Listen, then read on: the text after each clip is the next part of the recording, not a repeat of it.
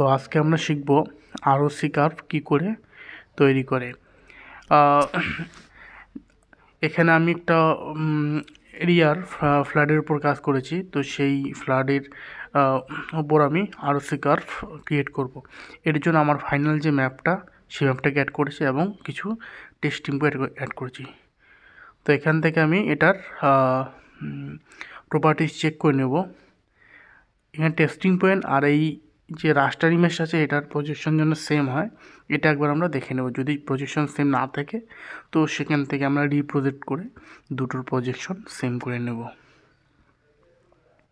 তো আমি দেখে নিলাম, এই যে দেখতে পাচ্ছ projected coordinate system WGS UTM 19 WGS 1984 UTM zone 47। এরপরে আমাদের এই টেস্টিং পয়েন্টের ওপেন অ্যাট্রিবিউট টেবিলে যেতে হবে। এখানে গিয়ে আমাদের দুটো ফিল্ড অ্যাড করে নিতে হবে, ক্রিয়েট করে নিতে হবে। ফার্স্ট এখান থেকে আমি অ্যাড ফিল্ডে ক্লিক করে এখান থেকে ফিল্ডের নাম দিয়ে দিচ্ছি এক্স, আর টাইপ এখানে দিয়ে দিচ্ছি ডাবল, দিয়ে ওকে। সেমভাবে আমরা আরেকটা ফিল্ড তৈরি করে নেব। এখান থেকে অ্যাড ফিল্ডে ক্লিক করে ফিল্ডের নাম দেবো ওয়াই এবং টাইপ দিয়ে দেবো আমরা এখান থেকে ডাবল, দিয়ে ওকে। এরপরে আমরা এক্সে রাইট ক্লিক করে ক্যালকুলেট জিওমেট্রিতে ক্লিক করব। সেখান থেকে প্রপার্টি এক্স কোঅর্ডিনেট পয়েন্ট করতে হবে, বাকি যা আছে সেম থাকবে, ইউনিট মিটার, দিয়ে ওকে। অর্থাৎ আমরা এখানে তার লোকেশনটাকে নিয়ে নিচ্ছি পয়েন্টগুলোর। এখান থেকে আমরা সিলেক্ট করব ওয়াই কোঅর্ডিনেট, সেখান থেকে ওকে। তো দেখতেই পাচ্ছ এক্স ওয়াই কোঅর্ডিনেট আমাদের চলে এসেছে। তো এরপরে আবার আমরা সেটা চেক করে নিলাম একবার। তো এরপরে আমাদের এই একটা টুলবক্স ইনস্টল করতে হবে, সেটা হচ্ছে ArcSDM। তো এটা ডাউনলোড করার পর জিপ ফরম্যাটে থাকবে, সেটাকে আমরা এখান থেকে এক্সট্রাক্ট ফাইল করে আনজিপ করে নেব। এই আনজিপ কী করে করতে হয় সেটা এর আগেও আমি দেখিয়েছি অনেকবার।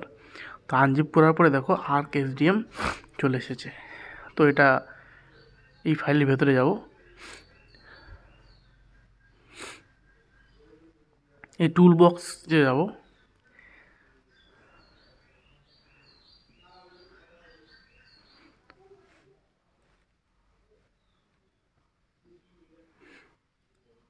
এখান থেকে ব্যাক করলাম।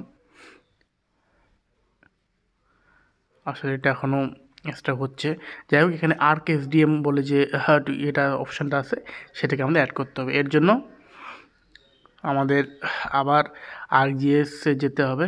সেখানে যাওয়ার পরে অ্যাড টুলবক্স, এখানে রাইট ক্লিক করে অ্যাড টুলবক্স, এখান থেকে ওই ArcSDM যেটা দেখালাম টুলবক্সটা এক্সট্রা করার পর যেটা আসলো সেটা এখানে অ্যাড করে নিতে হবে। আমি অ্যাড করে নিচ্ছি। এখান থেকে টুলবক্সে যাব, যাওয়ার পরে এই arcdm.pyt এটাকে সিলেক্ট করে ওপেন করব। তাহলেই দেখো এখানে ArcSDM চলে এসেছে। এখান থেকে ক্লিক করার পরে calculate ROC and AUC value, এটাতে ক্লিক করার পরে এই যে ট্রু পজিটিভ যেটা আছে সেটাতে আমরা টেস্টিং পয়েন্ট সিলেক্ট করে নেব, টেস্টিং পয়েন্ট দেব। আর এই যে ক্লাসিফিকেশন মডেল, কোন মডেলটা এখানে ফ্ল্যাট যে রিক্লাসিফিকেশন সেটা আমরা অ্যাড করলাম। দেন ডেফিনেশন ফাইল, একটা ফাইল আমাদের সিলেক্ট করে নিতে হবে। তো কোনো কারণবশত আমার ArcGIS অফ হয়ে গেছিলো, এই জন্য আমি আবার সেটাকে অন করে অন্য একটা ডেটা দিয়ে দেখাচ্ছিলাম কাজটা। তো কাজ করার সময় হয়তো অফ হয়ে যেতেও পারে, তো সেটা তোমার সিস্টেমের উপর ডিপেন্ড করবে। যাই হোক, ডেফিনেশন ফাইল দিয়ে দিচ্ছি এখান থেকে, দেন ওকে। ওকে ক্লিক করার পরে এখানে কিছুটা সময় নেবে, calculate ROC curve and AUC value calculate হচ্ছে।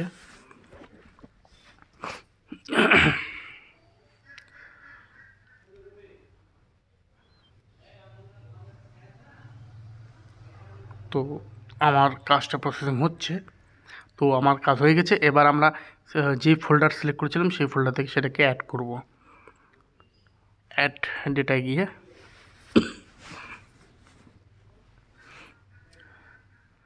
এই রেজাল্ট আরওসি বলে যে আমি ফোল্ডারটা ক্রিয়েট করেছিলাম, সেখানে আমার এই যে রেজাল্ট ডট পিএনজি আছে, এটাকে আমি অ্যাড করলাম, অর্থাৎ আমার আরওসি কার্ভটা একটা পিএনজি ফরম্যাটে সেভ হবে।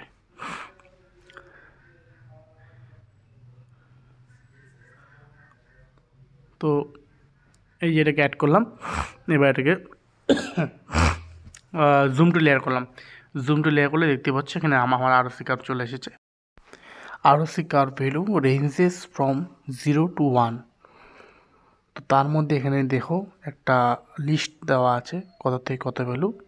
থেকে 1 হচ্ছে এক্সিলেন্ট, 0.8 থেকে 0.9 হচ্ছে ভেরি গুড, 0.7 থেকে 0.8 হচ্ছে গুড। বাকি ভ্যালুর নিচে দেওয়া আছে। এখানে মনে করি এই কার্ভটার দেখো, এই যে দাগটা দেওয়া আছে র্যান্ডম ক্লাসিফায়ার, তার উপরে যত যাবে তত সেটা বেটারের দিকে হবে, আর নিচের দিকে আসলে সেটা বেটার হবে না আর কি। এই দাগটা যত ওয়ানের দিকে যাবে তত আমাদের কাজটা ভালো হবে, সেটার ভ্যালু এখানে দেওয়াই আছে, দেখতেই পাচ্ছ এই চারটার মধ্যে।